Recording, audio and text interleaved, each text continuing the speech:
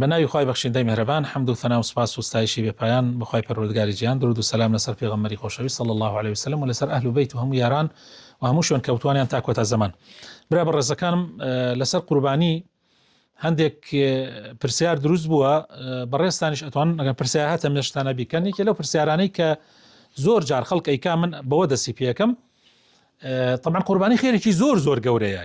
یعنی ئەبێ ئێمە نابێ بیان و بدۆزینەوە بۆی کەس قوربانی نەکا، ئەبێ هەوڵ بدەین یعنی وا بکەین خەڵک ئاسانکاری بکەین تا خەڵک قوربانی بکە، هەم بۆ ئەو کەسە بۆی خێرەکەی دەستکەوێت و هەم ئەو خەڵکەشی کە بەشدارە بن لەو گۆشت و لەوانە بە تایبەتی ئێمە بەرەجەژنانەوە ئەوانە. جا یەکێ لەو پرسیارانەی کە زۆر جار لە ئێماکرێ، ئایا مامۆستا کەسێ وەسیەتی نەکرد بێت توانی قوربانی بۆ بکرێ؟ ئێستا لە ڕێگا هاتم کەسێ نامەیەکی ناردبوو، مامۆستا باوکم 42 ساڵە مردووە، دایکم ئەوێ قوربانی بۆ بکە، ئایا دروستە قوربانی بۆ بکە؟ وەسیەتی نەکردووە. یعنی نازانم ئەم وشەی وەسیەتە طبعا دیارە بێگومان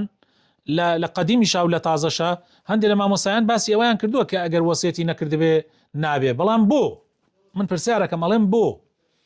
بۆ ئێمە مەگەر دروست نییە خێر بۆ مردوو،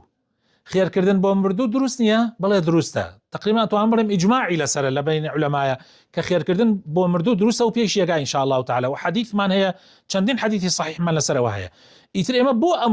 ئەم دەرگایە لە خەڵک داخن وڵا کاکە قوربانی بۆ مردوویەک ئەگەر وەسیەتی نەکرد بێ نابێ، بۆ نابێ؟ من پرسیار ئەواکەم و تەحەدای هەرچی مامۆسایانی شەکەم بەڵگەیەکم بۆ بێرنەوە لەسەر ئەوەی پێغەمبەر فەرموویەتی صلی الله علیه وسلم کەسێ ئەگەر وەسیەتی نەکرد بێ نابێ بۆی بکەی. ئێمە بۆ بیانەوە دۆزینەوە کە خەڵک قوربانی نەکە، بۆیە بە هیچ شێوەیەک گوێ بەو قسانە مەدەن و ئەو بەڵگە با وتراژ بێ. هەندێک لە عولەما و تویان لە قەدیما و لە تازەشا بڵێن لە من وەری بگرن بە ئیزنی خوای پەروەردگار دروستە و هەر کەسێکی شەیکا خوای لێی قبول کا ئینشاء الله تعالی و خوای تعالی پاداشتی خێری ئەو کەسە باتەوە. پرسیارێکی تر کە هەر کراوە دوێنێ کردیان، ئایا لە ماڵێکا چەند گەنجێک لەو ماڵە ئیشەکەن، یعنی چەند گەنجێک چەند برایەک ئەتوانن بەیەکەوە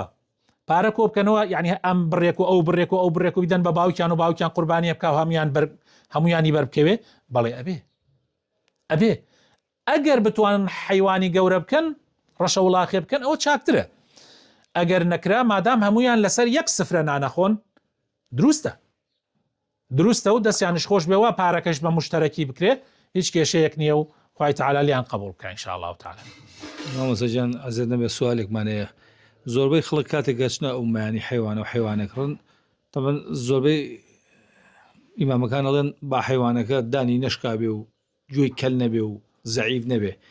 ئەگەر لە حاڵەتێکە ئێمە حیوانێکمان دەستکەوێ و دانێکی کەل بێ و یا تۆزە لە گوێ بڕای، بەڵام حیوانەکە وەکو زاهیریەن گۆشتێکی جوانی هەیە و گۆشتنە و هیچ مواسفاتێکی لە ڕوو ناشرینی پێوە دیار نییە، ئەوە جایزە سەری بڕێعتیادی یان نا؟ ئێمە حەدیثی صحیحمان هەیە لەسەر ئەوەی کە چوار عیب نابێ بکرێ بە قوربانی. جگە لەوە ئەوەکانی تر لە ڕاستیە ئەبێ و مەگەر کەراهەتێکی هەبێ. مەگەر کەراهەت یعنی قەزدم ئەوەیە کە کەراهەت ئەڵێم یعنی ئەگەر شتی باشترت دەستکەوێ ئەوە نەکەی. ئەو حیوانانەی کە نابێ بکرێ بە قوربانی ئەمانە نابێ. پیر بێت، ئەوەندە پیر بێت پیرێتەکەی پێوە دیار بێ، کوێر بێت چاوێکی نەبێت یان هەردوو چاوی نەبێ، شەل بێت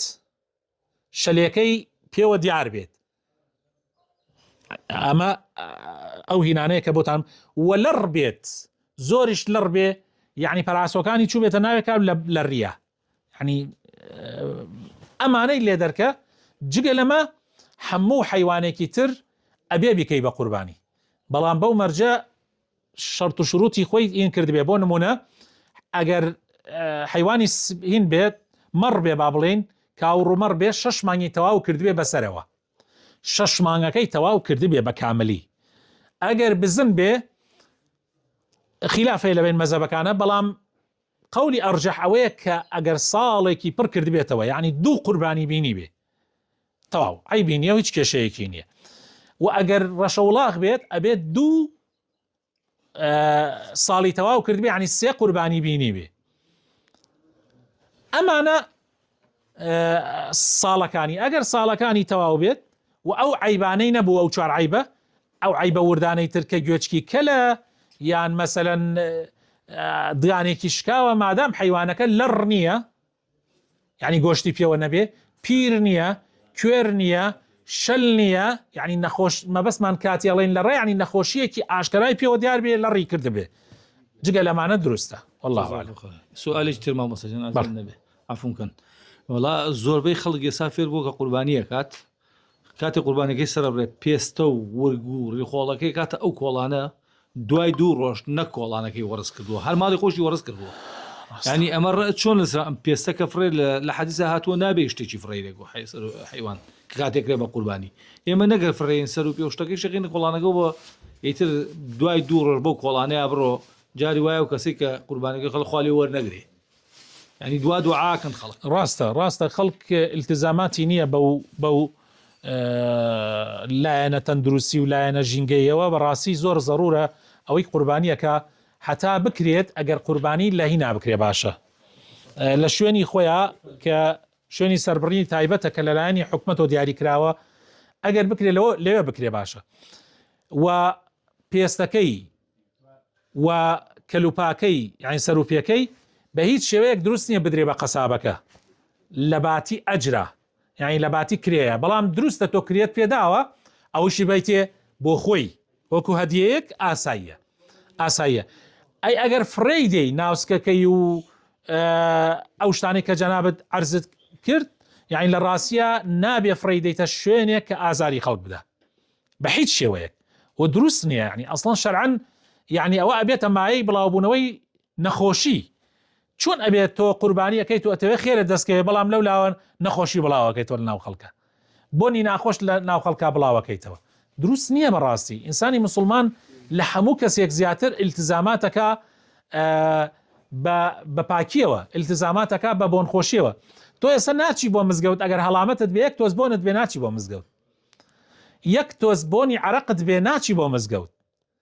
کە نوێژی جەماعەتە و ئەجری تایە تۆ ناچی لەبەرەوەی عەزیەتی هاو نوێژیەکەت نەدەیەوەی کە لە پاڵتا نوێژەکە ئەی چ جا تۆ بڕۆی عەزیەتی گەڕەکێ بدەی نەخۆشی بڵاوکەیتەوە لە گەڕەکێکە بەڕاستی مەخراپە بەڵێ کاک حاجی مامۆستایان لەسەر میوکردنەوە لە دەم و چاو لە نوێنۆک و لە بەرەمینە بەڵێ ئەو کەسێک کە قوربانیەکە حەدیثێکمانەیە لەسەری کەوا سنەتە حەدیثێکمانەیە ئەفەرمێ و کەسێک کە قوربانیەکە هەر لە سەرەتای مانگی ذیلحیجەوە یعنی لە دەڕۆژەکە کە بە ڕۆژی قوربانەکەوە کاتە ڕۆژ لە تووکی گیانی نەکاتەوە و لە نینۆکیشی نەگرێ ئەمە ئەم حەدیثە کە هاتووە طبعا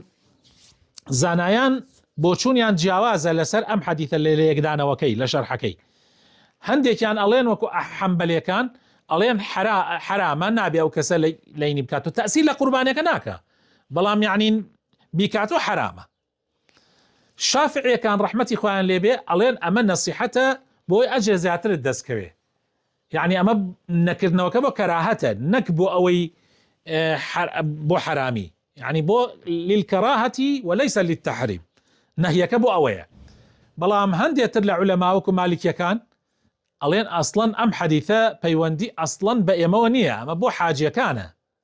بۆ کەسانن کە ئیحرامە بەسن و ئەچن بۆ حەج بۆ ئەو کەسەیە نەیکە ئەگینا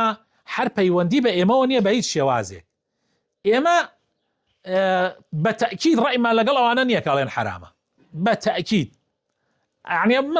یعنی ئەو بۆ چوونە هەر بە هەڵا ئەزانم بەڵام احتیاطن ئەگەر ئێمەش خۆمان بپارێزین بۆ ئەوەی خێرێ زیاترمان دەستکەوێ بۆ چوونی شافعیەکان لەیرە مامناوەندترین بۆ چوونە ئەگەر ئینسان بتوانێت لە تووکی گیانی و لە نینۆکی نەکاتەوە چاکترە بەڵام ئەگەر بیشی کاتەوە گوناحبار نابێ بەڵێ کاک حاجی مامۆساگە هەندێک خەڵکەیە مەسەسە قەسابێ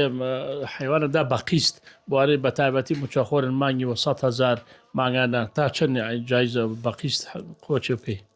قوربانی ئەگەر دڵنیا بیت کە دێتە شوێنەکەی یعنی کابراکە قەرزێکەکەی دێتە شوێنەکەی قستش هەر قەرزە ئەگەر دڵنیابی دێتە شوێنەکەی هیچ کێشەیەکی تیانە موچەیەکت هەیە